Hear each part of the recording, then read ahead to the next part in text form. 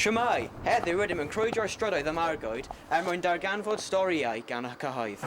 Helo, a chroeso i Bargoed. Rydyn ni yma heddiw chwilio am straeon gan y bobl lleol. Rydyn ni'n amladd yn erbyn y glaw mwyn darganfod sut mae'r lle yma wedi newid dros y blynyddoedd. Ac yn amlwg, mae'n diwrnod braf i wneud felly bant â ni. Felly, awn draw nawr a Rhys a Scott sydd wedi darganfod stori teuluol arbennig o dda ym Bargoed.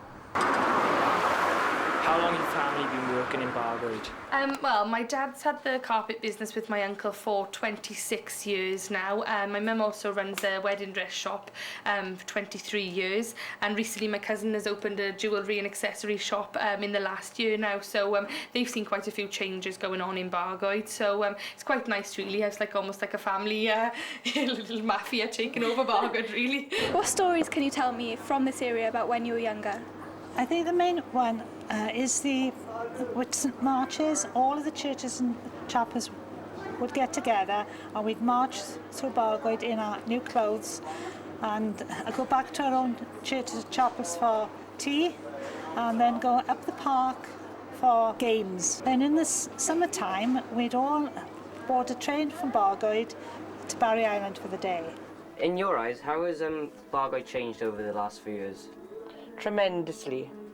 Since the mines have gone, it has opened up to a fantastic greenery, parks, walkways, which people should be out there and really enjoying.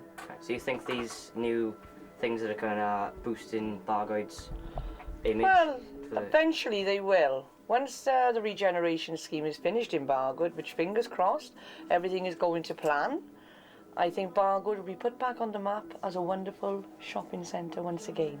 I'm originally from New Tredigga, so I knew the coal mine here when it was open. So when I was young, the pit was open and everybody that tended to leave school, that didn't go to university, went into the mines. The houses used to be all smutty and dirty from the coal, and now everything's green, but of course there's no jobs. How do you compare Bargoed now as it was back when you started?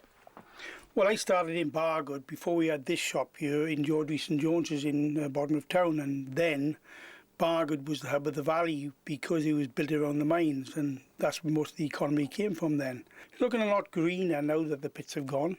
So in a lot of ways, I know Maggie Thatcher, in a way, she got rid of a lot of the pits, but in my opinion, it's for the better. So some people wouldn't think that, but I do. This is a milk pail, all milkmen had them. It will hold 3 gallons, 24 pints. When it's full, I couldn't pick it up now. That was actually on that cart on that day. Listen, myself and my brother in this photograph. I'm the taller one, I've just come out of the army. He was still in the comprehensive school. His name is Tom Jones and he can't sing. And this was taken by a top American photographer called Eugene Smith, who came here in the 1950s when an Iron Baron had been made Minister of Health to do an article on him. And he was so captivated by the valleys that he kept on doing photos of it. And he saw my brother and I crossing these railway lines. He stood on top of the car, which we thought was terrible. And he gave my brother and I £0.50 each. £0.50, 12.5 new pence, but he would go to Cardiff on the bus for that and buy chips. Felly dyna ni, hanes Bargoed o Cymdeithas Lleol. Gyda help Caris a Katie, rydyn ni wedi casglu straeon da.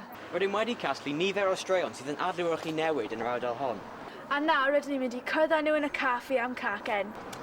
Hwyl am y tro. Tara!